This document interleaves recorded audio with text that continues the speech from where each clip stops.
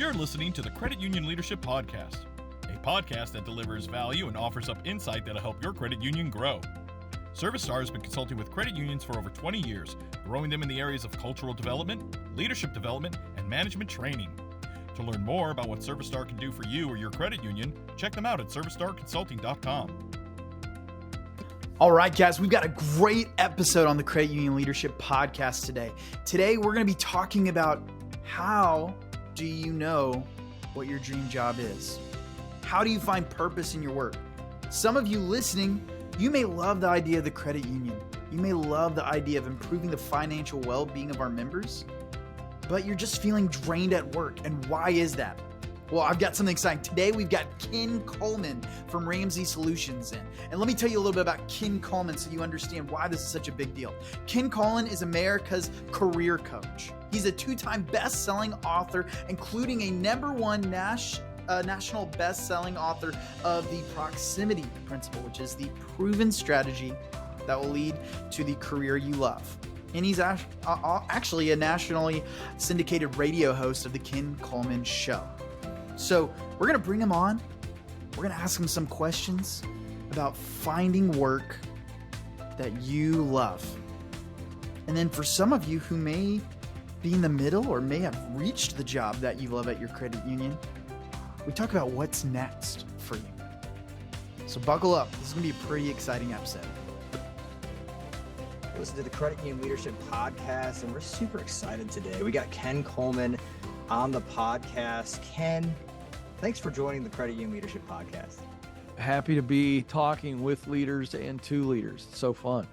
I really wanted to dive in first with maybe some problems you've noticed, Ken, and then we'll kind of see how this story affected my life and how it could affect the credit union as well.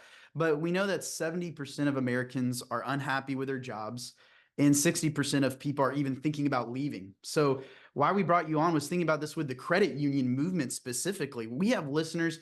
The mission of the credit union is we want to improve the financial well-being of every member. I think there's a lot of complementary goods between what you and your team teach and what we teach here at ServiceStar and our leadership podcast in the credit union movement. And I think there's a lot of people that work here that they love the mission of we're crusaders. We're impacting the financial lives of our members, but maybe they're in a position where they're just feeling drained and they're feeling exhausted. So I wanted you to give us some advice. What should these listeners do that they believe in the mission of what they're doing, but maybe they're working as a teller, or maybe they're working in collections, they're working in a department, and right now they're just feeling drained. Why could that be, and what would be the next steps for them? Well, if you're feeling drained, one simple factor could be that you are overworked right now, and you're just, it doesn't matter if I'm doing something I love or not, if it's too much of it, and I can barely keep my nose above water from a workload standpoint, then that's I'm going to lose some joy there because I've gone from thriving to surviving. So we want to start there. If it's not an overwork situation, then it's the type of work that you're dealing with. And so if we look at what I was just talking about, if I'm not doing work that I am really good at doing, that I actually enjoy the task or the role itself, and it's not creating any result that I get fired up about, then my heart becomes disengaged. Mm-hmm. And the longer my heart disengages, then my mind starts to take over, because the mind starts going, why are we not fired up? What's going on? I'm bored. There's no excitement here. And that's not how our body is designed to work. It is to work in an engaged state. So we look at what's off. Are you spending the majority of your day? And we could just, for a rule of thumb, we could say 3/4 of your day. Are you spending 3/4 of your day working in your greatest area of talent? Are you spending 3/4 of your day doing work that you really actually enjoy? So I'll just personalize this. If I'm in meetings all day, and thank God I'm not, but if I were going to be in meetings all day, I would be drained. Yeah. Now, asterisk, because this is a soapbox for me, which I won't spend any time on, but when I speak to leaders and if I ever speak for you guys or whatever, I mean, one of the things I'm really challenging leaders on is less meetings, less email. because leaders have the ability to change the communication structure in an organization. And I'm telling you, there's data out there that email is a huge cause of stress for workers, and meetings actually is a huge cause of physical challenges due to the fact that our brain is so overloaded. We go from meeting to meeting to meeting. You ought to watch what happens to your brain. In fact, if you could find it on my Instagram page, I actually posted this from a neurologist. Mhm. But your brain turns into massive stress going from meeting to meeting to meeting to meeting with no time to decompress, no break, no ability to process what you've just learned. So, quick soapbox. Um, I'm telling you that if I were in meetings like a lot of you people are, I would be despondent. Yeah. Forget burned out. I'd be like despondent because I need to be creating and I need to be communicating. And so that's an example of what I do best and what I enjoy doing: coaching, creating content, strategizing, thinking. I don't need to be in meetings all day long listening to everybody else talk about what we should do. It drives me bananas. I'm also not an operations or detail guy. So results that I care about are transformation. Yeah. And so if I'm not doing work most of my day that leads to transformation, I'm not going to be motivated. So Mhm. that's talent, passion, mission, which is the elements of the assessment. But that's what we're going to look at, because if that person you're describing, if they're feeling that, it's one of those three issues, if not all three. Yeah. Guaranteed. There is no other bucket that you need to look to. You just go right back to, okay, if I'm feeling this way, I just need to look at how much of my day am I using what I do best. Mhm. Okay. And how much of my day am I doing something that I get lost in? I get distracted because I lose track of time because I'm just so engaged in it. And how Mhm. much of my day am I producing results that I actually get excited about? Now, listen, all results matter. Okay.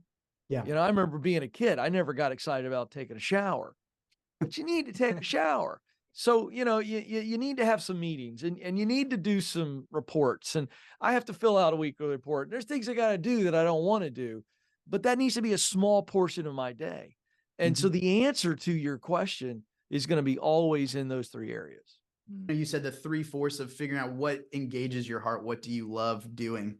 And actually, this is what Albrecht was alluding to, and I want our listeners to hear because I think this would be really powerful for them. So I kind of went through a situation where I realized that. And the funny story was, this time last year, I was at a Christmas party and we did like a Christmas cookie exchange. And I made like these like homemade tagalongs that I loved. And right now you're like, what does this have to do with networking and getting to know people in the credit union? Well, one of my best friends works where you work at Rams, and he brought the cookies in, and y'all tried them out on air and you ate it. I remember my wife was listening to the show while I was working at my previous job. And she's like, "Oh, you won't believe this." And I was like, you ate my cookie and you loved it. And I joked I around. did. Yeah, you ate it. And you tried it out and said it was awesome. And I ate the cookie live on the air. live on the air with Jade Warshaw. Yeah. Oh, And this yeah. was, Okay. and I this love was to eat on the air, by the way. That's kind of my thing. a little, chef's kitchen going on, Yeah. or bakehouse. So, my wife and I had this joke of, oh, maybe I should quit my job and pursue baking. And then I was like, well, that's not really what I want to do. But it got me thinking, the job I'm working currently back then was not as life-giving as it used to be. And I started thinking, why is that? And I had read your book, Proximity Principle, and you had, and I read from Paycheck to Purpose. And I took your Get Clear assessment after that moment. And I was like, I know I don't want to leave a job. I want to go to a job, something Yes. with purpose, something that I'm inspired by. So I took that Get Clear assessment where I learned my talents, passions, and my purpose. And it was actually made me realize this is what I loved about my current job, but things had changed where I was the three force rule that you just talked about, of me doing things that I was engaged with. I was not. I was doing more operations where my talents were instruction, compassion, and communication. And I wanted to achieve this mission of influence. And what I loved was I loved teaching leaders. Leaders built here was something that Yeah. a motto that I have, and I want to help people fight for dreams. And I realized, unfortunately, I wasn't doing that in my job anymore. So I was thinking, what can I do to help people fight for dreams? How can I use my skills of instruction and compassion. And that's where I came across with the credit union world, because I want to help people fight for dreams by winning with money and being in a good financial position. And you and your Get Clear assessment really helped out with that. And I want our listeners to hear this. If there's something you're feeling burnt out where you're working, and maybe it is overwork, but maybe it's the type of work that you're doing. Maybe you love the mission of what you're doing, but you're not being utilized where you're best, that you were made for. And I really, really wanted to speak into that, because I think that is such a big deal. And I had another question kind of going off this idea of maybe we feel drained with what we're currently doing. And you talked about these 3 things that could be.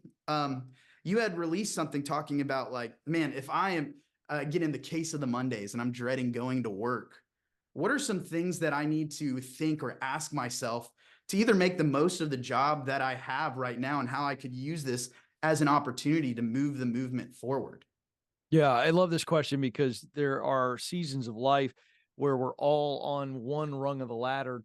Getting to the next rung is the hope, and the next rung and the next rung. So it's the old, I got to do this now. I got to win the now so that I can get the next. And so the thing that comes to mind when you ask that question is in those seasons where we've got to win the now, and it's not the ultimate now, but it's the now we have to win in order for the next. A way to make the most of that season is ask yourself these 3 questions. What's the one thing I need to learn this week? What's the one thing I need to do or accomplish this week? And who is one person that I need to connect with this week? And the reason I'm giving you those 3 questions is those things may be related to the current job. And certainly those are priorities, those first 2 questions specifically. So like, okay, what do I need to learn that will help me win the now so that I get the chance for the next? What's the one thing I need to do? And this is all prioritization. So the main thing is what this is. And this is a great exercise every Sunday night. Some people, you could do it on Friday night before you take off for the weekend and you hit the ground running Monday. But that 3rd question is vital, because it is forcing you to be intentional to make sure that you're connecting with somebody that is going to pour something valuable into you, whether it be insight, which is knowledge, it might be some wisdom, just on an opinion on something that you need. But I'm learning, I'm connecting, I'm doing. And so I put that out of orders: learning, doing, connecting. I don't care what order you do it in, but if you prioritize those 3 questions, let me tell you something, even in a season where you're paying your dues, those 3 questions, if you answer them and act on them, you will be growing. Even if you don't see growth in the day-to-day in that position where you're slogging it out and paying your dues, I can promise you, I'll give you an example then, just to kind of drive this home. Let's say I'm in a role where I'm certainly on the ladder and I got to pay my dues. It's going to take some time, and I'm 2 or 3 months into it. And I know I got to pay my dues, but man, I just, I want that promotion. I want that thing that may be 2 years off, but I'm only 2 months in. Yeah. So at that point, I got to go, okay, where do I need to be growing? If I'm working harder on myself than I am my job, good things are going to happen. And so where do I need to be growing? So one thing I need to learn, one thing I need to learn this week, I'm dealing with some stuff with my kid, and, I need to learn about this behavior issue. So I'm going to go read a book or listen to a podcast, a parenting podcast on this issue. I'm making this personal. It could be professional. I mean, I'm just picking something. If that's the fire going on in your life, trust me, if there's a fire at home, you're dragging that to work. And so this is about personal growth. Those 3 questions are about what's the most important thing I need to learn this week? What's the most important thing I need to do this week? And who's the most important person I need to connect with this week? And that'll get you in a great rhythm of learning, doing, connecting. Service Star Consulting announces the new employee bundle, 3 classes for the price of 1. Your employees are going to get 3 great classes. They're going to get Credit Union PhD, where we talk about the history of the credit union movement and how the people helping people movement got started. This is going to be the groundwork for our next 2 classes, service excellence, which is one of my favorite, talks about how to deliver that Chick-fil-A-like level service to our members where they know we care about them. And that's not all. We even give you a third class, which is becoming a sales champion, where we're focused on sales the way it should be, helping people. And we talk about skills to present products to our members so they know that we care about them and their needs. This is the new employee bundle, 3 classes for the price of 1. Go in the show notes and click the link and look at these classes for yourself. Again, it's called the new employee bundle by Service Star Consulting. Yeah, the who is so important, right? I mean, you could be the smartest guy in the room, but if there's nobody else in the room, what's the point? That's a great point. Yeah. And when you're like me, when you're never the smartest person in the room, even when you're alone, you definitely want to make sure you're putting yourself in the right rooms. So I got maybe a flip to that. So every position that I would say the last 4 roles that I've had are actually similar to the roles that you've had. Like, I think I've made it, right? Like when you're over like the national leaders, you probably like, this is a big role. And then you get that next opportunity. So let's say somebody is in a role where they think, hey, I probably quote unquote made it. What challenge would you give to that listener to say there might be another rung to this thing that you don't even see, but it's out there for you?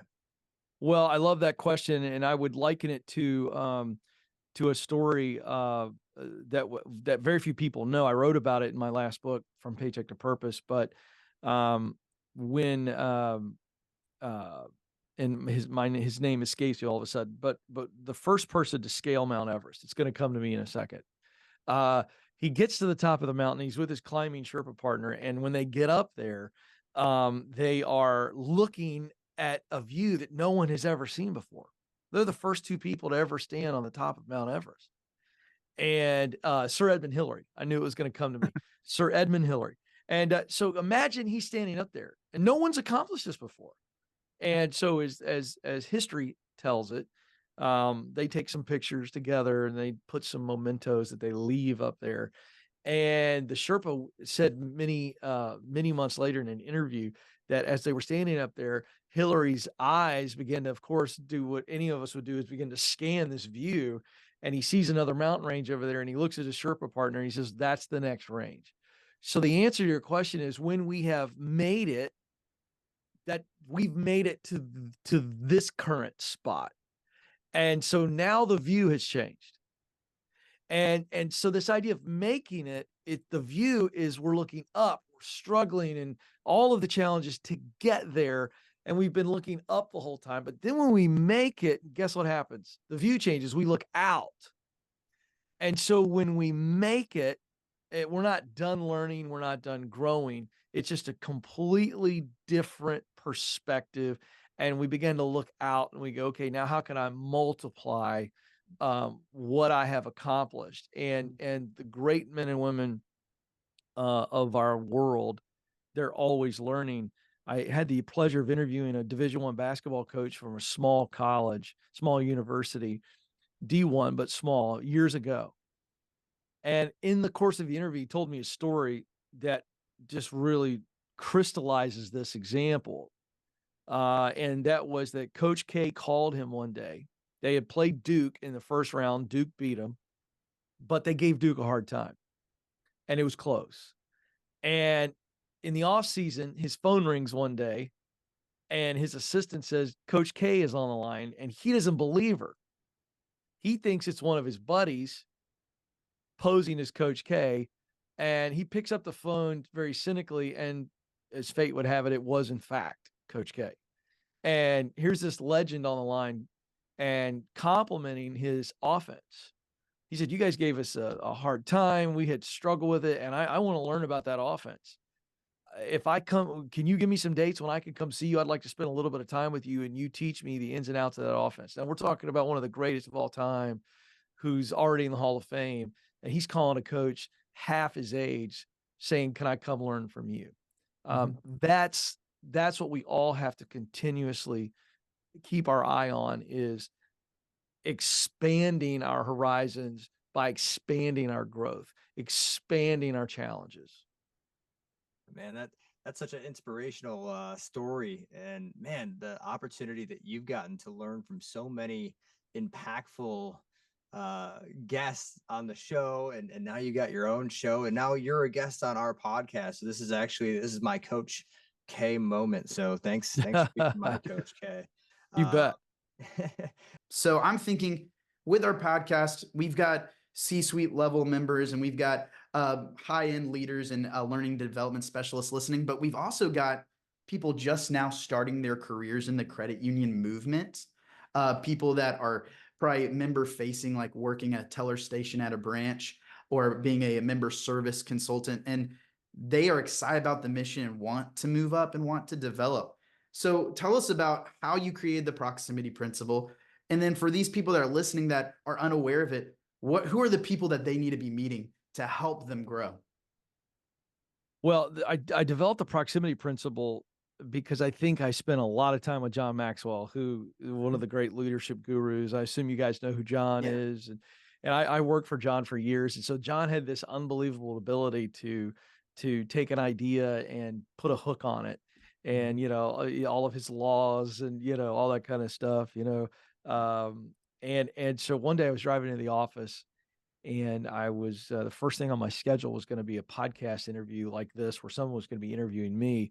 And the guy had submitted his questions ahead of time, which I'm not a big fan of. I don't ever want to prepare to talk about what I care deeply about. If I can't come up with something out of my head and heart, then I shouldn't be on a podcast. But anyway, I was looking at it, and the last question that he had submitted was something to the effect of, if you were going to boil down your journey to where you are now, what's one thing that you did really, really well? And I was had a bad attitude about it, like, bro, I can't just pick one thing. And the light turns green. I begin to accelerate, and I start to think, and I go, okay, if I'm just going to pick one thing, what would I pick? And I'm sitting there, and it just came to me. And I looked back on my journey in an instant, and I was like, I was really good about getting around the right people and getting in the right places, because it was just to start into broadcasting when you're early 30s. I mean, my publicist is sitting right here off camera, Kurt. He's a radio veteran. The media world's hard to get into. Number one, there's not as many jobs. And number two, it is a business more than just about any other business that I'm aware of. Mm-hmm. And so it was a hard journey. And it took me 7 years. And 7 years of just hustling. So I looked back really quick and I went, I was around the right people and I was in the right places. And I kept doing that. And eventually, boom, something pops, like being in the right place where I get to interview Dave Ramsey multiple times, one time in front of 12,000 leaders. And this guy's watching me. What kind of chops does he have? And that leads to years later, him calling me going, I want you to join my team. And so the proximity principle came out of that car ride. So now I'm like, okay, that's pretty good. That's what I'm going to tell this guy. I just put myself around the right people and I put myself in the right places, and I did it a lot. And then opportunity came to me. So I'm like, well, that's pretty good. Well, then I get to another stoplight and the John Maxwell factor takes over. I'm a pastor's kid. He's a pastor. Everything's a principle with him and all this kind of stuff. And so I'm sitting at the light. And all of a sudden I was like, it's about proximity. The one word, if I'm going to go one thing, I go, get in proximity to the right people, the right places. And then it hits me. And I grab my phone and I hit the voice memo and I go, the proximity principle says, in order to do what you want to do, you got to be around people that are doing it and in places where it is happening. Beep. And I run into the office. I take it to my leader at the time. I said, I want to play this for you. Does this make any sense? And I played. He goes, dude, that's good. And I began to talk about it on the air and begin to illustrate it. And so that's how it happened. I did want to tell the story. But the proximity principle is just that. In order to do what I want to do, I don't care what it is. If I want to be a leader in the credit union world, I need to be spending time around leaders that are in the credit union world. I need to be going to every conference and every online forum, and those are the places. I know the people and I know the places. So if I were to break the principle down, I should be doing this, Kurt, by the way, in my Maxwell voice. Yeah. Hey, the proximity principle says, in order to do. No, so, hey, that's pretty good. Maxwell. All right. So here's the formula. The principle is broken down into a simple formula. The right people plus the right places equals opportunity. You show me a person that's griping and complaining, I can't get an opportunity to get a leadership role in the credit union space. No one's looking at me, blah, blah, blah. They got the spirit of Eeyore. You show me that person, I'm going to show you a person who is not being intentional to consistently put themselves around the right people and in the right places. Because when I am in the right places, I get a chance to meet the right people. When I'm with the right people, I get an opportunity to show up in the right places. And it becomes a cycle. And then opportunity comes to you and knocks on your door. This idea of kicking down doors of opportunity is nothing more than bad motivational gibberish. It's not true. You heard people say, oh, well, he was in the right place at the right time. Like it was just luck. Sure, luck happens, but luck only happens to people that are in the right place. And luck only happens to people that are around the right people. That's when luck happens. So if I'm going to go if I need to catch a train, I'm going to one place. Tell me, Scots, where am I going if I need to catch a train? Train station. Train station. I don't even have to have a ticket. I just know if I go to the train station, guess what's going to show up? A train. I don't know what time it's going to show up, but I do know if I go right now, if I wait long enough and stay in the train station, a train is coming. So that's the idea. And we've made opportunity so mythically difficult, as opposed to it's all about intentionality. And so that's the proximity principle. Yeah, man. So you hear this, listener? So if you're working as a teller and you have a heart to do marketing or do video work, go find these people that are doing marketing and video work at your credit union. They're probably not inside your branch, but use the connections you have to connect with them, or connect with other people that are doing this marketing and video stuff that's outside of your credit union. And then people at your credit union will be like, oh, you're the video guy? We need your help doing some AV here. That is great stuff. So with someone starting off their journey in this proximity principle of, I need to get in this train station so I'm going in the direction that I want to be in, who would be, one or two people that they should be intentional about surrounding themselves with, Ken? Well, are you talking about the 5 archetypes in the book? Yeah. Let's do that. Sure. Hey, this is what, when you actually write your own book, you can actually pull this stuff, folks. You know what I mean? By the way, little tip, if you're ever interviewing somebody about their book and they have to look at their book, they probably didn't write it. But that's just a little thing. Okay. So, there's 5 people in the book. I'm not going to unpack all 5. Yeah. I'll list the 5, but I'll dive into a couple. One is the professional. The other is the professor. So the professional is somebody that, like, for me, it was Larry King Live, and watching Larry King do interviews, and Bob Costas. I learned how to do interviews early on by watching those guys religiously. There was very little chance I was going to get to sit and have coffee with those guys, but I could watch that professional, somebody who's made it at a high level. I could watch them and learn from them. The professor is a guy by the name of Jeff, who I went to his broadcasting school, and he played the role of teaching me the ins and outs of broadcasting. And so I learned the craft. A producer is the third archetype. This is somebody who's winning in the space, but they're not as high up the mountain as that professional. So a guy named Bob Rathman, who is the play-by-play TV voice of the Atlanta Hawks and the Atlanta Braves, I could get to him. I couldn't get to Larry King. Yeah. And so I spent time with him. And so he was the producer. And so as I look at those 3 relationships, just for me, the professional is the one that I'd lock in on for most people, because I think what we do is we kind of think more about the people around us, but we don't think about how much YouTube, podcast, audiobooks, like, you can hang out with John Maxwell. Yeah. You actually can online. And if I was going to be a leader in the credit union space, that's what I'd be doing. I'd be hanging out with Pat Lencioni. I'd be hanging out with Marcus Buckingham. I'd be hanging out with Ken Coleman and Dave Ramsey on Entree Leadership Podcast. That's who I would be hanging out with. And we can. And by the way, you're not interrupting them. It's just kind of like whenever I want to hang out with them, I can hang out with them. I think that's huge. One of the other archetypes in the book is the mentor, and it's the only one that wasn't a P. But the mentor is huge. I had 3 guys in my life that were older than me that I could call when I was discouraged. And I will tell you that I'm locking in on this one because this is the other one I think gets overlooked. I think we overlook the professional, and I think we overlook the mentor. And I think we're afraid to ask people to say, hey, will you guide me? Will you hold me accountable? Will you challenge me? And so these guys I could call when I was really struggling in some of those wilderness years.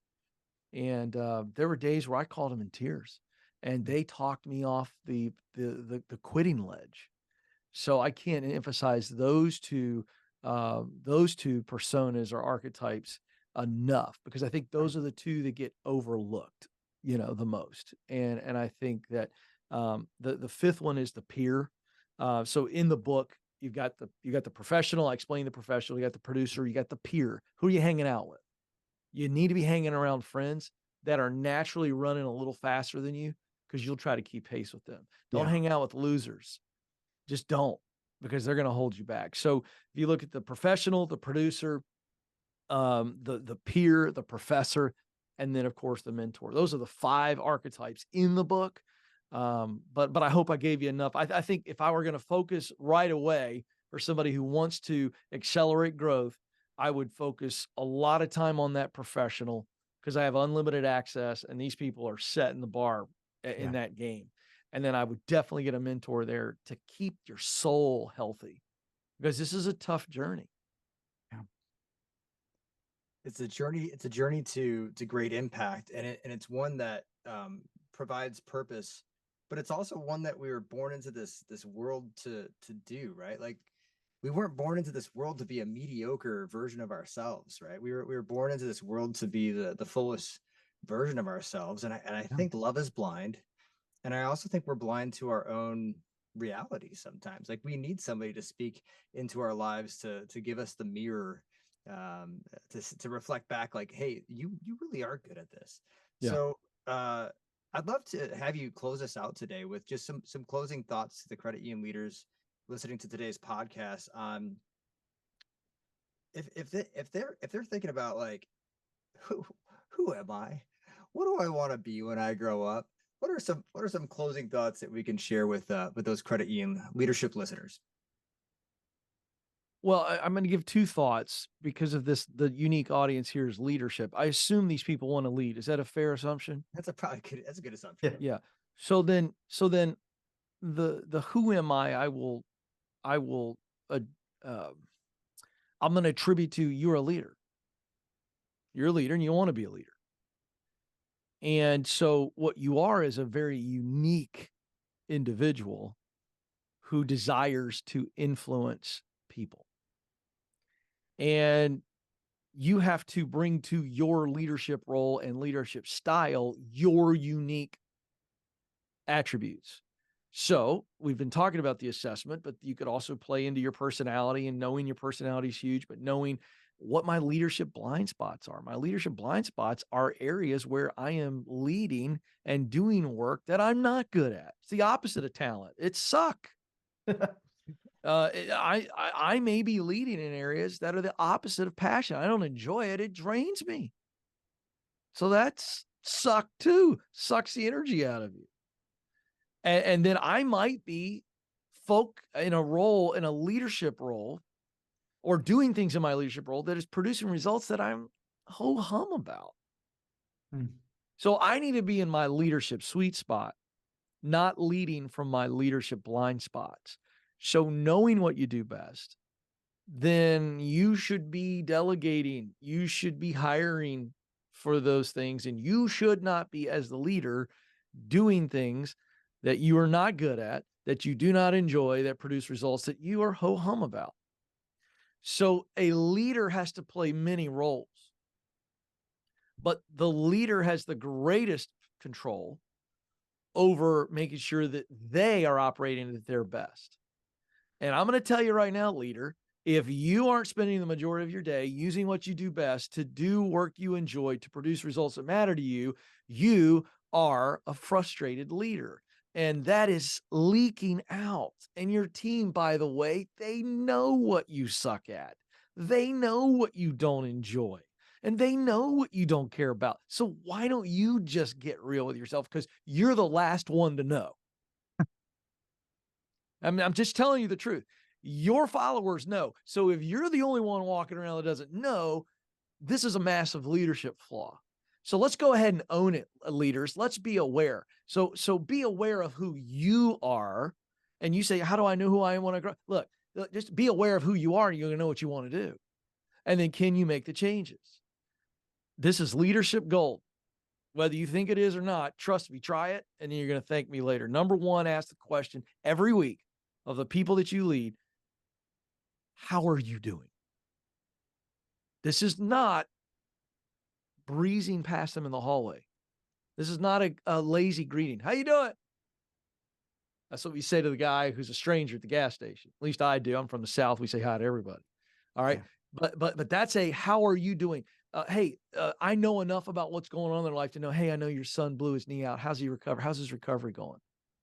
Right. This is a genuine interest in their personal lives. How are you doing? Mm-hmm. So that you have the ability to see if what's going on in their personal life is affecting them in their professional life. And now that's your responsibility to serve them. How are you doing? Now, that question asked often enough will begin to yield answers. Sometimes they don't give you much. Your job, it's like parenting a teen. How's your day? Good. That's all I get. But I keep asking. Because one day when something wasn't good, then I hear about it. So as a leader, you got to keep asking. Now, here's what that does. That question begins to develop trust. When they begin to see that you consistently care about them, then they begin to trust you. And when they begin to trust you, they will then give you an honest answer. So much of the leadership failure and organizational health, whether it's good or bad, comes down to leaders being intentional enough to ask and act on those two questions. This is the Credit Union Leadership Podcast with our special guest. We got Ken Coleman on. Thanks again for your time today, Ken. I really appreciate it. I enjoyed it, guys. Thanks so much for having me.